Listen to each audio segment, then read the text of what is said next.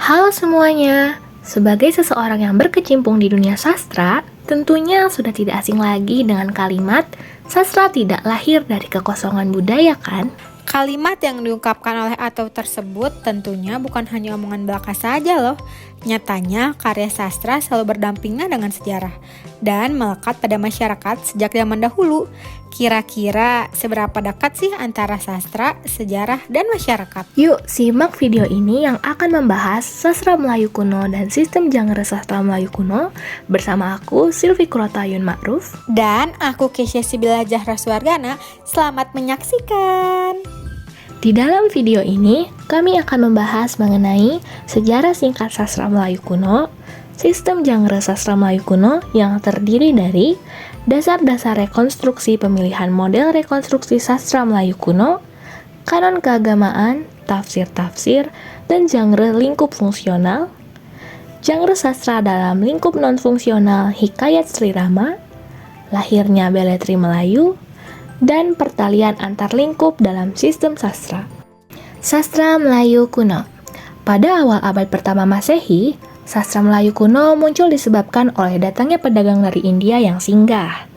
Adanya interaksi antara orang-orang Melayu dan pedagang dari India, muncullah penyerapan kekuasaan dan ajaran agama, Hindu dan Buddha, melalui tradisi lisan atau yang disebut dengan folklore. Landasan awal lahirnya sastra tulis Melayu adalah hubungan antara orang-orang Melayu dengan kebudayaan India yang dituliskan dalam peninggalan sastra India kuno seperti Jataka, Vayu Purana, dan Arthashastra.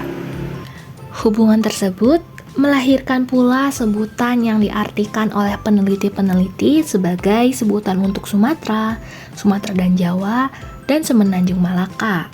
Hubungan baik antara orang-orang Melayu dan pedagang dari India juga melahirkan bentuk kebudayaan yang tinggi dan linier. Hal tersebut didukung dengan adanya pendapat I Ching yang mengarahkan kepada 1000 biarawan muda yang akan pergi belajar ke India, hendaknya belajar terlebih dahulu di Sriwijaya juga mempelajari bahasa Sanskerta. Dasar-dasar rekonstruksi sastra Melayu kuno. Braginsky dalam bukunya menjelaskan bahwa sastra termasuk tradisi tulisan merupakan segala jenis karangan yang dihasilkan oleh sesuatu masyarakat. Sistem umum pada sastra Melayu terdiri dari kanon teks suci agama dalam bahasa Sanskerta, tafsir dan teks yang berdampingan dengan kanon, genre dalam lingkup fungsional dan dalam lingkup non-fungsional. Sifat sastra pada abad tersebut adalah berdui bahasa, yang artinya sastra dapat diubah dalam bahasa sakral agama tertentu dan bahasa etnis setempat. Perubahan dasar terjadi pada abad ke-13 hingga ke-14 yang menyebabkan bahasa Sanskerta mulai menghilang dan agama Buddha Mahayana Hindu tergeserkan oleh Buddhisme Theravada di Indochina dan Islam di Semenanjung dan Kepulauan Melayu. Satu-satunya sastra yang tersisa di zaman negara yang dihindukan adalah sastra Jawa kuno, sebagai contoh yaitu Arjuna Wiwaha, Arjuna Wijaya, Ramayana, dan Bharatayuda. Kanon keagamaan, tafsir-tafsir, dan genre lingkup fungsional. Dalam materi ini, kitab disebutkan sebagai pegangan guna menentukan gambaran dunia, termasuk pada konsep manusia, teologi kegiatan manusia, kaidah etika dan estetika, dan yang lainnya. Epigrafis Sriwijaya dan Sumatera menciptakan karya berupa pujian kepada dewa dan sanjungan kepada raja yang didewakan. Genre fungsional sastra Sriwijaya adalah historiografi yang berorientasi pada kebudayaan Melayu kuno atau Buddhisme.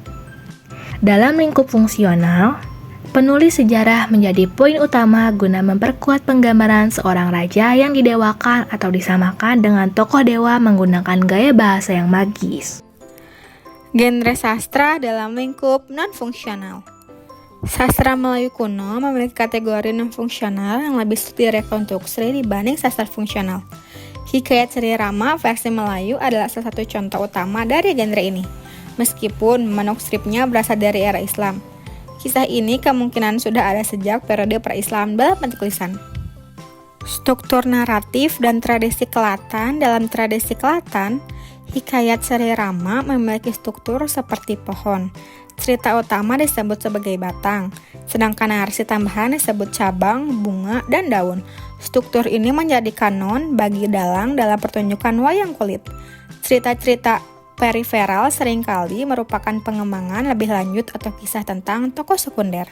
Hikayat seri Rama terus berkembang melalui tambahan motif dari berbagai sumber tulisan dan lisan. Agama Hindu dan Buddha berperan penting dalam membentuk sastra Melayu dan folklore. Epos India seperti Ramayana dan Mahabharata masuk ke dalam budaya Melayu melalui pengaruh agama dan kerajaan-kerajaan Melayu kuno. Yang pertama ada Ramayana tersebar di negeri-negeri pemeluk agama Buddha. Yang kedua, Mahabharata berpengaruh terhadap kebudayaan Hindu, terutama di Jawa. Lahirnya beletri Melayu.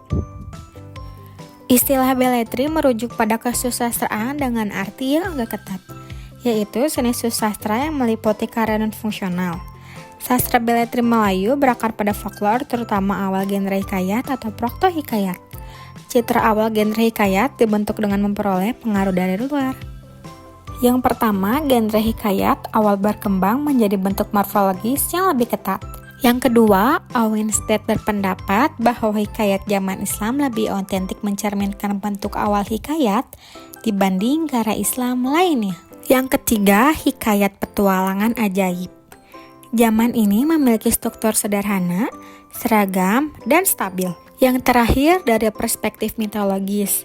Mitos ini mencerminkan siklus kematian dan kelahiran kembali alam serta pergantian musim. Pertalian antar lingkup dalam sistem sastra. Sastra Melayu kuno memiliki lingkup fungsional dan lingkup non-fungsional yang saling berkaitan meskipun tidak dapat disamakan sepenuhnya. Wayang sebagai media penghubung. Pergelaran wayang juga berperan sebagai sarana penghubung antar lingkup. Salah satu pergelaran wayang dikaitkan dengan kulkus terhadap Anugrah Rahapurman. Nah, itu tadi merupakan pembahasan mengenai sejarah singkat sastra Melayu kuno dan sistem genre sastra Melayu kuno. Terbukti ya bahwa antara sastra, sejarah, dan masyarakat itu tuh saling mempengaruhi dan berdampingan bahkan hingga saat ini. Betul banget. Untuk informasi lebih lanjut mengenai seluk-beluk karya sastra, silakan untuk membaca buku Yang Indah Berfaedah dan Kamal, Sejarah Sastra Melayu dalam abad ke-7 sampai dengan 19 yang ditulis oleh Bragensky ya. Sekian dari kami, aku Kesya Sibila Jahra Suargana. Dan aku Silvi Kurotayun Ma'ruf, pamit undur diri. Sampai jumpa.